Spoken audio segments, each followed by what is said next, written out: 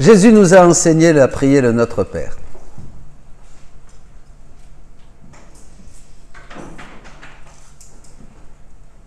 Mais le Notre Père, c'est pas une prière de demande. Le Notre Père, c'est d'abord une promesse, dit Jésus. La promesse du règne de la divine volonté ici sur terre. Et ensuite, c'est un niveau de vie, un plan de vie. Le Notre Père devrait être notre plan de vie, pas une récitation comme nous en avons fait. Notre plan de vie.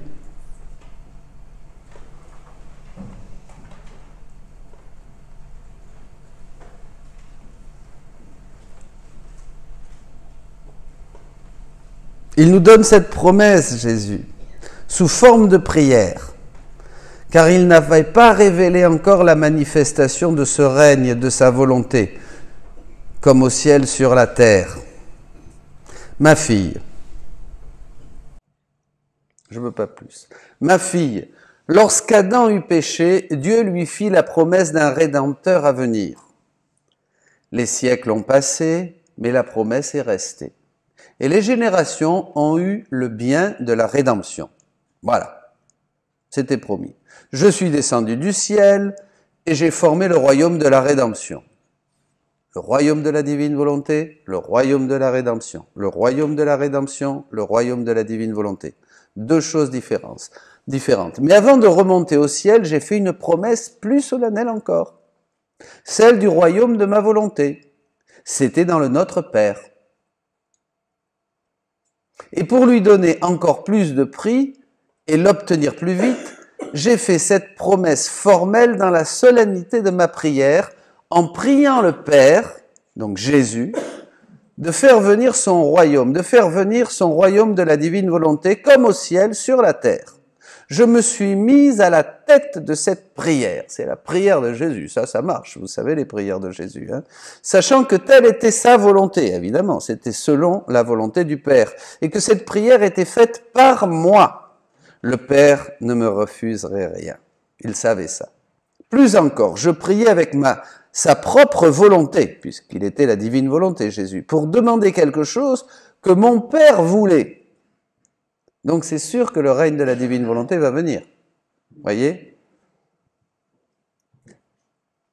Et après avoir fait cette prière devant mon Père du ciel, certain que le royaume de ma divine volonté sur terre me serait accordé, j'ai appris cette prière à mes apôtres, afin qu'ils l'enseignent au monde entier et que le cri de chacun soit entendu, que ta volonté soit faite, comme au ciel, sur la terre. Je ne pouvais faire une promesse plus certaine et plus solennelle. Les siècles ne sont pour nous qu'un seul point, mais nos paroles sont des faits et des actes accomplis.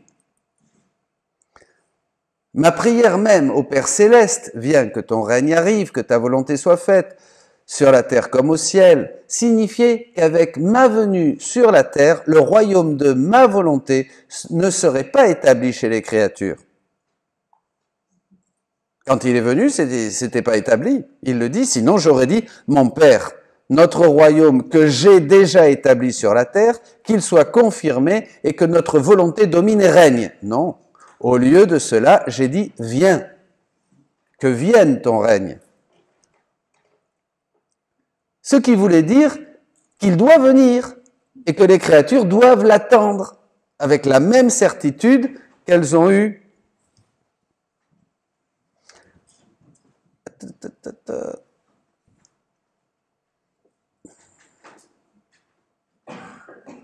Avec la même certitude qu'elles ont eue pour la venue du Rédempteur, parce que ma divine volonté est liée et engagée par ces paroles du Notre Père. Et lorsque ma divine volonté se lie, ce qu'elle promet est plus qu'une certitude. Et comme tout a été préparé par moi, il ne manquait rien d'autre que les manifestations de mon royaume. Et c'est ce que j'ai fait. Crois-tu, Louisa, vous, que toutes ces vérités que je te manifeste concernant mon fiat ne sont là que pour te faire un simple rapport? Vous croyez que vous êtes venu là comme ça pour apprendre des choses nouvelles? C'est intéressant?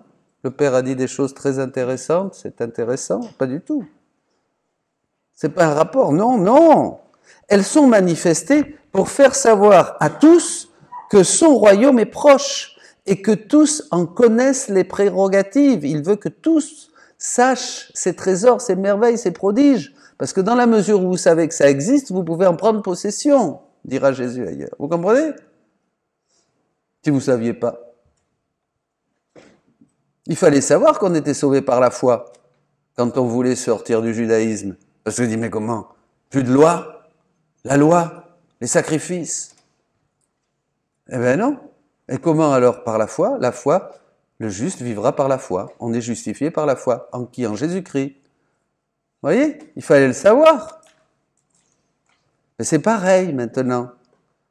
Toutes ces vérités que je te manifeste concernant mon fiat ne sont là que pour te faire, ne sont pas là pour te faire un simple rapport. Non, non, elles sont manifestées pour faire savoir à tous que son royaume est proche et que tous, en connaissant les prérogatives, afin que chacun puisse aimer et désirer vivre dans un royaume aussi saint, rempli de bonheur et de tous les biens. Par conséquent, ce qui te semble difficile devient aisé par la puissance de notre fiat, car il sait comment lever toutes les difficultés et conquérir toutes choses comme il le veut, quand il le veut. Volume 23. Voyez? C'est la tête qui prie. Il se met à la tête de cette prière pour en libérer toute la puissance. Une prière faite pour tous, au nom et au nom de tous, sortant des lèvres même de Dieu. N'ayant pas donné aux hommes la connaissance de ce règne, Jésus est le premier à la dire au nom de tous par cette prière, pour lui donner une pleine efficacité. Quand vous priez le Notre Père, prenez la prière de Jésus, faites la vôtre et vous devenez cette prière. Il va user de nos gestes et de nos paroles pour dire cette prière aussi. Très important ça. Et le contenu de cette prière du Notre Père, de cette promesse du Notre Père, va s'accomplir à partir du moment où la divine volonté prend possession de l'âme et commence à régner dans la créature.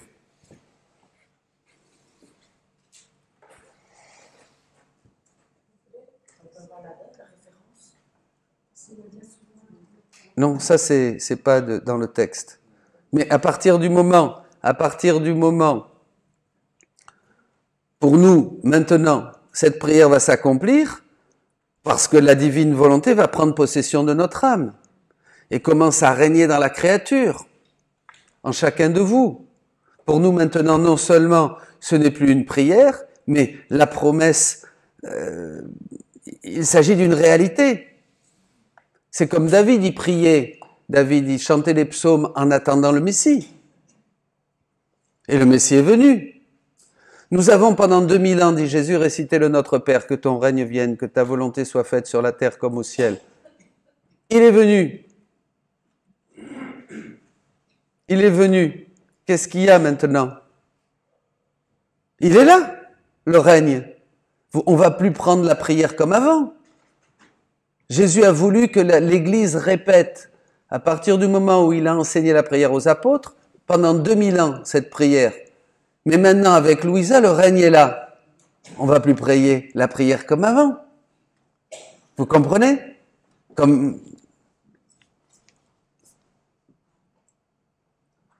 Et là, il faut parler du Notre Père.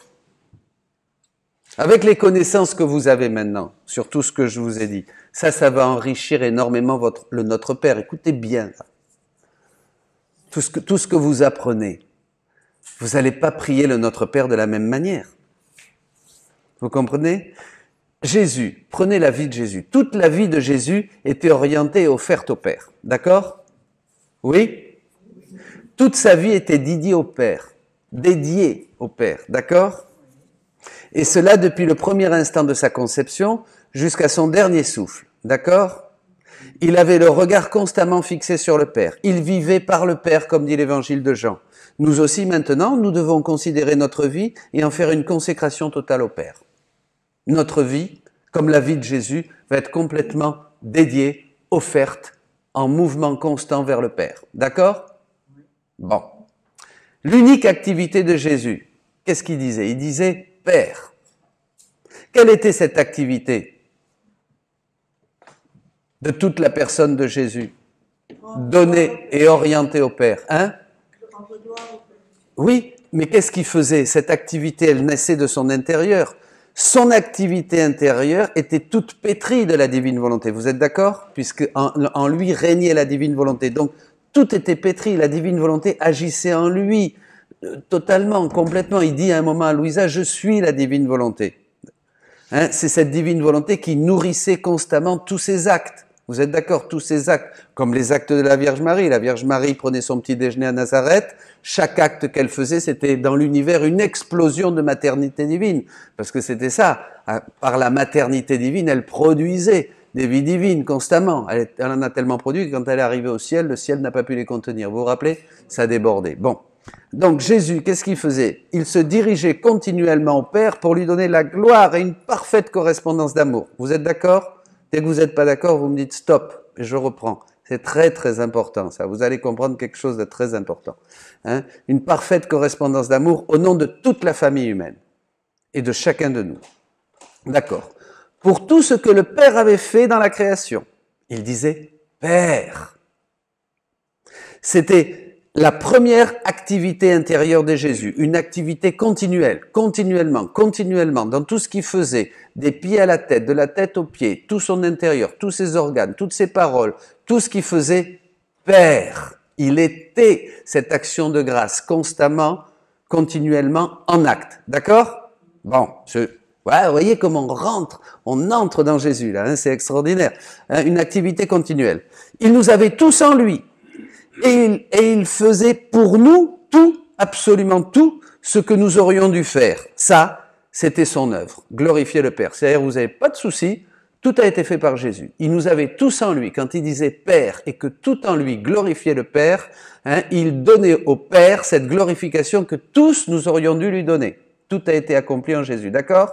Bon, très bien. On continue. La deuxième partie de son œuvre, hein, c'est comme un manteau. Une fois qu'il a tout donner au Père, glorifier le Père, en nous contenant tous dans son sein, disons, qu'est-ce qui se passe? Le Père lui donne une correspondance d'amour. Hein? C'est-à-dire le Père le paye en grâce, en mérite, en tous les dons qui descendent sur Jésus. Et Jésus reçoit la gloire universelle. La gloire universelle, c'est la correspondance d'amour que le Père lui donne, puisqu'il glorifie le Père en nous ayant tous dans son sein. Comme disait saint Anselme, il a tout assumé. Tout est sauvé, tout est assumé, vous êtes tous sauvés en Jésus. D'accord? Qu'est-ce qui se passe? Le Père lui donne une correspondance d'amour. Cette correspondance d'amour est en Jésus et elle descend sur nous comme un manteau de miséricorde. Formidable. Et on est inondé par tout ce que Jésus reçoit du Père. C'est formidable. Vous voyez, ça c'est la deuxième finalité. Une première finalité de Jésus, il glorifie le Père. Deuxième finalité, ça descend sur nous, il sauve les pauvres créatures. Hein, se dirige vers nous pour souffrir nos peines, nos misères, nous pardonnant tous nos péchés, expiant toutes nos fautes. Il faisait cela constamment, pas seulement à un moment, mais il était cela. Il était cela. Il n'y a pas de dissociation. Cette deuxième finalité fait descendre sur nous toutes les grâces qu'il recevait du Père pour cette parfaite correspondance d'amour qu'il donnait au Père. Alors, tout cela, il l'a résumé dans la prière du Notre Père. On arrive au Notre Père. Tout cela, c'est dans le Notre Père. D'habitude, nous prions le Notre Père très rapidement, sans comprendre bien de quoi il s'agit. Les apôtres ont demandé à Jésus, enseigne-nous à prier, et il leur a enseigné à prier le Notre Père. Vous vous rappelez, dans l'Évangile. Mais ce n'est pas que Jésus ait été pris comme ça de court, enseigne-nous, maître, à prier. Alors vite fait, il a inventé une prière en improvisant, vous comprenez? Quand ses apôtres lui ont demandé ça, c'est pas du tout comme ça que ça s'est passé. Hein, il n'a pas été pris de court par leur demande, hein, et, ne sachant plus comment s'en sortir, il dit voyons, qu'est-ce que je vais faire? Allez, on va inventer une prière comme il était inspiré par le Saint-Esprit, Notre Père qui es aux cieux, vous voyez, une belle prière, une jolie prière, pas ça. Il a enseigné ce qu'il faisait et vivait. Dans cette prière, il a manifesté son intérieur. Mais c'est logique, c'est le Fils de Dieu. Il a manifesté le contenu de sa vie et le contenu de toute son activité intérieure. Dans le Notre Père, vous avez extériorisé tout le contenu de la vie et toute l'activité intérieure de Jésus. Ah, waouh, c'est fou ça. C'était une inauguration. Parce qu'avant Jésus, personne n'a osé dire Père à Dieu. Donc Jésus a inauguré le temps du Père et cela se continue toujours aujourd'hui. Dans l'aujourd'hui de Dieu, il commence donc par notre Père. C'est nouveau. Et cela venant de la bouche de Jésus et avec tout ce qui va suivre. Attention, qui appelle Dieu Père? C'est Jésus. C'est Jésus qui, plus que personne au monde, avait le droit d'appeler Dieu son Père, puisqu'il partageait la même nature. Même nature, consubstantielle. Même substance, même nature. Et comme vrai Dieu et vrai homme, il n'a pas voulu dire ces paroles seulement pour lui. Quand il dit notre Père, il nous contient tous en lui, nous l'avons dit, en lui, et il nous donne la possibilité et le droit maintenant d'appeler Dieu Père. Ça y est, comme il l'a appelé Père, nous avons le droit, il nous donne le droit. Et déjà, nous devenons de plus en plus ses fils légitimes que nous serons dans la divine volonté de droit. Plus adoptifs. Dans la divine volonté, nous sommes légitimement fils de Dieu. D'accord? Vous voyez la différence? Bon. Il nous introduit dans quelque chose de nouveau, donc, avec le Notre Père, qui trouvera son achèvement complet dans le règne de la divine volonté qu'il demande dans cette prière. On va y arriver. Que ton règne vienne, que ta volonté soit faite comme au ciel sur la terre. Voyez? Que ton nom soit sanctifié. La première partie, qui est la glorification du Père, nous l'avons vu, que ton nom soit sanctifié. Il glorifie le Père, mais concrétise avec des paroles toute son activité. Il concrétise avec des paroles qui sortent de sa bouche toute son activité intérieure. Ici, Jésus nous enseigne concrètement son activité intérieure. C'est très important. Et ça va changer votre prière, vous allez voir. Il nous montre que la plus grande chose à faire durant notre vie est de sanctifier le nom du Père. C'est ce qu'il a fait, donc on ne peut pas faire autre chose. Tout dans notre vie doit être consacré au Père pour le sanctifier et le glorifier. Tout! Il récapitule ici son activité intérieure en quelques mots. En quelques mots. Bien souvent, nous nous disons des paroles creuses. Vous imaginez comment? Moi, je me dis, mon Dieu, mais comment? Quelle cloche! Quel saucisson! Comment j'ai prié le Père pendant des années, j'avais rien compris. Notre Père qui est aux cieux, que ton nom soit sanctifié. Bon, même avec ferveur, avec amour. Non, mais je sais, je caricature, parce qu'il y en a qui n'aiment pas. Je caricature gentiment, mais il faut dire la vérité quand même. Pardon. Il y a eu les saints, bien sûr, qui a prié. La petite Thérèse, elle pouvait dire Notre Père, et puis elle arrêtait, c'était trop. Elle était saisie par la grâce, voilà. Mais bon, mais nous maintenant, mes amis, nous. Nos paroles ne vont plus être creuses. Souvent nous parlons, mais nos paroles sont creuses. Il n'y a pas de contenu dans les paroles. C'est-à-dire que ce sont des paroles qui n'ont pas de contenu substantiel. Vous comprenez ce que je veux dire? Elles n'ont pas de contenu substantiel. Nos paroles n'ont pas de contenu. On sait très peu ce que nous disons. Nos paroles sans contenu sont juste quoi? Un bruit. Je vous salue Marie, notre Père, et toutes les prières qu'on fait d'une manière distraite. Vous vous rappelez Sainte Thérèse? Premier point, il faut considérer à qui nous parlons. Bien souvent, nous ne considérons pas à qui nous parlons, donc nous disons des paroles creuses, vides, du charabia.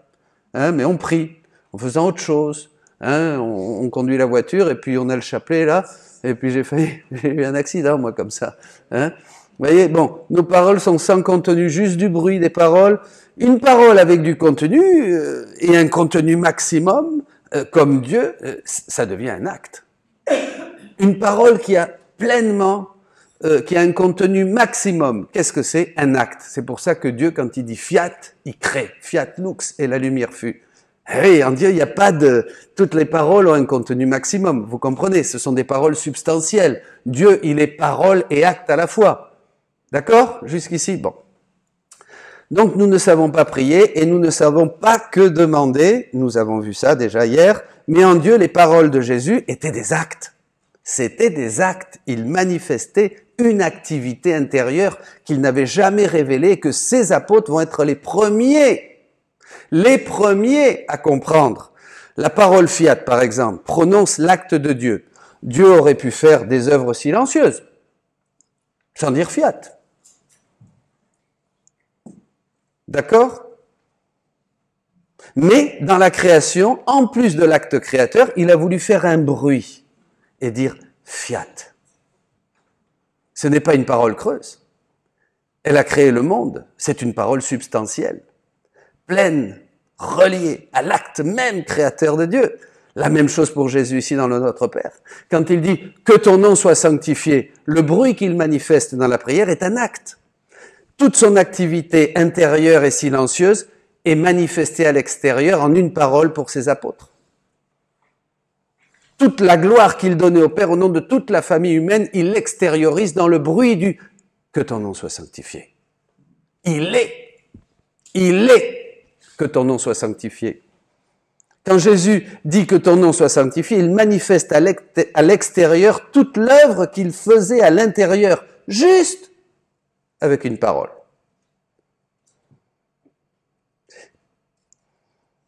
C'est Dieu, ça. Cette parole résumée exprime tout ce qu'il faisait à l'intérieur de lui et ce qu'il fera. Il sanctifiait le nom du Père de manière substantielle, en acte. Prie, mais prie comme moi, maintenant, vous dit Jésus. Vous vous rappelez le texte de ce matin? Prie, mais prie comme moi. Alors, nous, on dit, on va prier comme Jésus nous a enseigné à prier, et on répète des paroles. Non, on répète les paroles du Notre Père, mais il faut aller beaucoup plus loin maintenant. Nous devons passer au contenu des paroles de Jésus. Votre prière va changer, va être modifiée. Il faut prier comme Jésus priait, il nous l'a dit. Pas seulement répéter les paroles comme il nous les a enseignées, comme il les a enseignées aux apôtres. On va prier comme lui priait. Et il priait avec 33 ans totalement dédiés au Père. Maintenant, notre que ton nom soit sanctifié, va être toujours enrichi à travers tout ce que vous apprenez. Tout ce que vous apprenez, hein, et cette vie d'union à Jésus, avec tout le contenu que vous allez avoir, le signifier, ce que signifie tout ça, maintenant pour vous. Hein, ces paroles vont contenir quelque chose d'extraordinaire pour faire ce qu'il a fait, lui. Pas seulement une répétition de paroles creuses, du charabia. Non, pas seulement le bruit des paroles, mais vous allez intégrer en vous, en formant en vous toute la substance que Jésus avait dans ses paroles, qui résumait toute son activité glorifiante pour le Père. Prie, mais prie comme moi. Vous allez vous approprier cette activité glorifiante. À partir du moment où nos paroles vont avoir plus de contenu, vous imaginez la puissance, le contenu de vos paroles? Si nos paroles ne sont pas enrichies du contenu qui est en Jésus, elles restent des paroles creuses et nous pouvons les répéter des milliers de fois. Hein? Maintenant donc, plutôt que de répéter tout le temps la prière, nous allons essayer de donner aux paroles plus de substance pour les dire avec le contenu qui habitait Jésus et toute sa vie. Comment? En nous unissant toujours plus à lui, en nous fondant, voilà, on arrive là encore, en nous fondant dans la divine volonté. Plus nous allons faire cet acte solennel, le plus grand qu'on puisse faire, de nous fondre dans la divine volonté, plus nos paroles vont être habitées du contenu qui est en Jésus. Et toute notre vie va être notre Père. Nous devons donner constamment toute la substance du Notre Père à Dieu. C'est ça. Toute la vie de Jésus a été un Notre Père. Et nous, il nous faut grandir, non pas dans un nombre de paroles et de récitations de prières et plus, mais dans la substance de tous les actes de Jésus, de tous les actes de Marie qui étaient notre Père. Marie en silence n'était que notre Père. Elle était cela. Elle vivait le Notre Père. Comme Jésus, les deux vivaient le Notre Père et sans aucune parole. C'est là qu'il nous faut grandir. Dans l'Évangile, il ne l'a dit qu'une seule fois, le Notre Père. Oui, c'est vrai, mais il n'avait pas besoin de le répéter sans cesse. Grâce à sa divinité qui habitait en lui, il recevait la force, la vie du vrai « que ton nom soit sanctifié ». Il était le « que ton nom soit sanctifié ». Pour nous maintenant, chaque fois que nous avons une connaissance supplémentaire, vous lisez le livre du ciel, une vérité de plus, vous continuez, vous découvrez des trésors sur ce que Jésus a fait et que nous méditons, nous nous approprions toutes ces choses, toutes ces connaissances, toutes ces vérités. Notre vie se fait de plus en plus un Notre Père qui est aux cieux, que ton nom soit sanctifié. Nous n'avons pas besoin de dire 100 fois par jour la prière.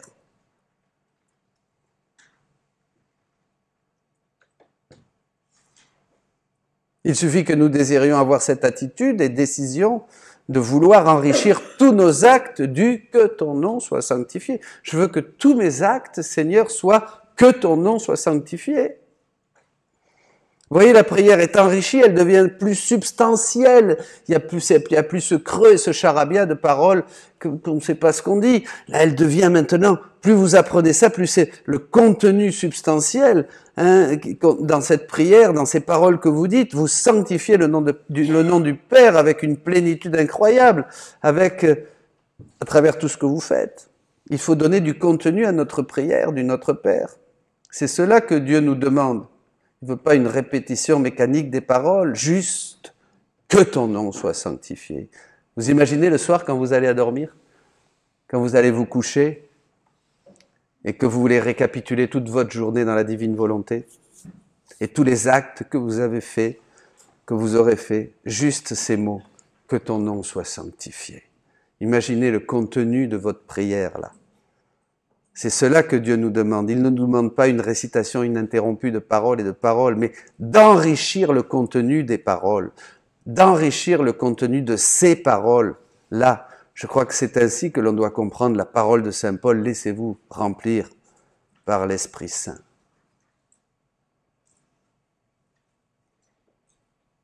Que ton règne vienne. Jésus était un, que ton règne vienne. Marie était un, que ton règne vienne.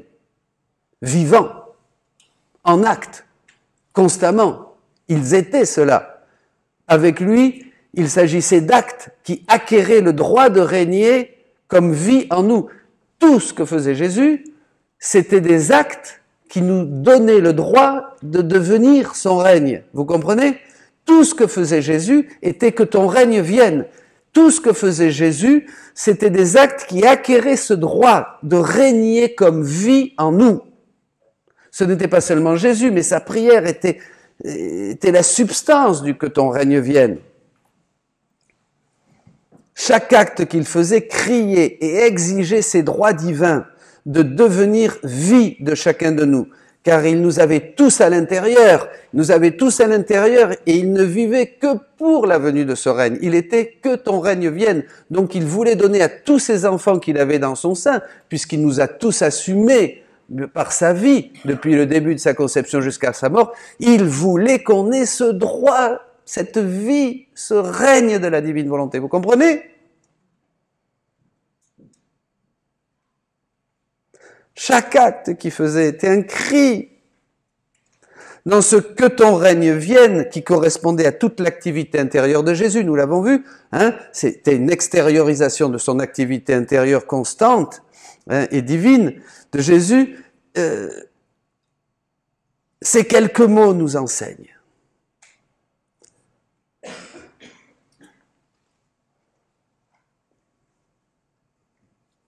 Ce n'était pas pour le Père d'ailleurs. Parce que pour le Père, il aurait pu dire, devant le Père, il pouvait dire « Pourquoi je vais te prier ?» Pourquoi il aurait prié le Père? Il n'avait pas besoin de prier le Père. Je suis là, Père, vivant, devant toi. Vous comprenez ce que je veux dire? Je suis là devant toi, Père. Je n'ai pas besoin de prier, je suis le règne. Je suis le que ton nom soit sanctifié. Je suis que ton règne vienne. Je suis... Oui, non, mais il était ça. Il n'avait pas besoin de prier, donc c'était pour nous qu'il a prié. il n'avait pas besoin de prier et de résumer son activité intérieure devant le Père, car il était continuellement devant lui, il était continuellement devant le Père. Que ton nom soit sanctifié, que ton règne vienne. Il était cela. Il fallait la venue de ce règne. Car le règne devait venir pour que ton nom soit sanctifié. Il fallait que revienne ce règne perdu par Adam. Pareil dans le que ta volonté soit faite comme au ciel sur la terre. Pourquoi? Pour que ton nom soit sanctifié. Il faut que ta volonté soit faite sur la terre comme au ciel. Comme au ciel sur la terre, pour que ton nom soit sanctifié. Vous voyez, dans que ton règne vienne, comme ce que nous disons avant, ce ne sont pas quelques mots et une demande ou un désir de Jésus, mais beaucoup plus. La substance de que ton règne vienne commence par tous les actes d'Adam, faits avant le péché originel, qui crient pour que vienne ce règne. Les actes d'Adam avant le péché étaient faits dans l'unité de la divine volonté, du divin vouloir. Ils crient. Tous les actes d'Adam avant le péché ont donné au Père une gloire, une plénitude à un tel degré qu'un seul acte d'Adam a donné au Père plus de gloire que tous les actes de toute la famille humaine. Ensemble. Parce qu'ils étaient faits dans l'unité du divin vouloir, avec la puissance, la sainteté de la divine volonté. Un seul acte d'Adam. Les actes d'Adam crient. Et nous devons modeler nos actes sur l'acte d'Adam pour être des fils d'Adam, pour qu'en nous tous, le que ton nom soit sanctifié soit une réalité, non de parole, mais de substance vitale. Et il attend ce droit de se faire vie en nous, ce royaume-là. Ce royaume-là attend de prendre vie en nous. Nous sommes les petits, les chéris, la finalité, le but de tout le plan de Dieu, de toute la création qui attend dans les douleurs de l'enfantement la révélation des fils de Dieu, des fils de la divine volonté. Dans le que ton règne vienne se trouvent toutes les souffrances de Jésus, bien sûr. Dans chaque acte de Jésus, il y a comme au sommet de la supplication de Jésus que vienne de nouveau ton règne, que se restitue le règne de notre divine volonté comme au ciel ici sur la terre, dans tout ce qu'il fait, dans tout ce qui souffle, dans tout ce qui respire, dans tout ce qui bouge, dans Jésus, toute son activité intérieure, tout est là, il est cela. Que vienne ton règne. Vous vous imaginez que tous les actes de Jésus qui formant la substance vitale du que ton règne vienne. C'est impressionnant. Les actes de Jésus sont inséparables, bien sûr aussi, des actes de la très sainte Vierge Marie.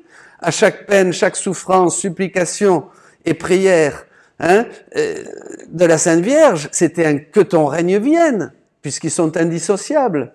C'est le même maillon, dit Jésus. Ce que ton règne vienne est maintenant enrichi aussi de toutes les souffrances de Louisa, toutes les privations de Jésus, tout ce qu'elle a souffert à un degré inimaginable de douleur, les sacrifices qu'elle a dû faire pour écrire les 36 volumes, plus de 60 ans cloués au lit, tout cela n'est que l'extérieur. Quant à l'intérieur, tous les actes qu'elle a fait dans la divine volonté comme tête de mission, ces actes de Louisa qui embrassent tous les actes et ces sacrifices, tous les actes et ces sacrifices demandent avec larmes et supplications de devenir vie en nous, que ce règne devienne vie en nous. Ah, voyez, Adam, Jésus, Marie, Louisa. Alors combien pèse ce que ton règne vienne quand vous le dites maintenant? Dans la divine volonté. Ça donne des frissons. Que ne contient pas ce que ton règne vienne, que vous allez dire ce soir avant de vous coucher, dans votre lit, pour embrasser, récapituler toute votre journée dans la divine volonté. Il y a toute la création aussi qui gémit dans les douleurs de l'enfantement pour la venue de ce règne. Toute la création qui crie la venue de ce règne. Juste ces quelques mots, que ton règne vienne. Un poids immense, vous allez sentir. Quand vous allez répéter cette prière avec toute la profondeur, enrichi de toute cette connaissance maintenant que vous avez du divin vouloir du troisième fiat. Vous imaginez la puissance, le contenu que votre prière maintenant a pris en quelques instants? À profondeur. ces paroles avec l'intention de répéter toute la clameur des actes d'Adam avant le péché, tous les actes de Jésus, toutes les souffrances de Jésus, cette prière dans laquelle va être contenue toutes les souffrances de la très sainte Vierge Marie, toutes les souffrances qu'elle a vécues dans son cœur immaculé, par amour pour nous, et en partageant totalement les souffrances de son Fils, toutes les souffrances et les actes de Louisa. Qu'est-ce que vous allez sentir maintenant quand vous allez dire « Que ton règne vienne » ?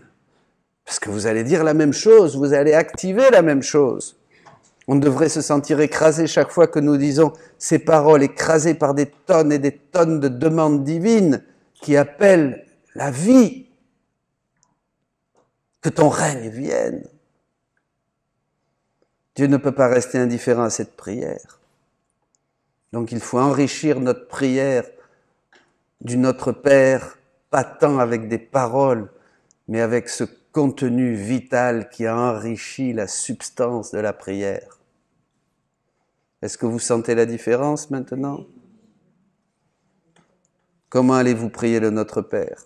En ayant tout cela maintenant dans votre intérieur, dans votre cœur, en ayant ces paroles que nous avons si souvent répétées. Maintenant, elles vont être enrichies par toute l'œuvre divine, par toutes ces connaissances, par la connaissance des écrits de Louisa. Ça ne sera pas la bouche qui va bouger, mais tous les actes de votre journée, plus tous les actes que vous avez faits durant votre vie, qui vont crier avec Jésus, avec Marie, avec Louisa, que ton règne vienne. Ah, la prière, elle a de la substance, elle a du contenu. C'est plus des paroles creuses. Avant Jésus, le que ton règne vienne n'avait pas cet horizon, ni cette puissance, ni cette immensité. Nous touchons là la partie substantielle de la prière de Jésus. Le bruit de ces quelques paroles maintenant sur vos lèvres va mettre tout en branle. Existe et a existé, existera. C'est cela prier dans la divine volonté. C'est cela prie, mais comme moi je prie. On fait une pause. Ça, cette méditation sur le Notre Père, c'est de José Luis Acuña, le premier qui a rencontré le cardinal Ratzinger pour demander les écrits et de nouveau de commencer le procès de béatification de Louisa.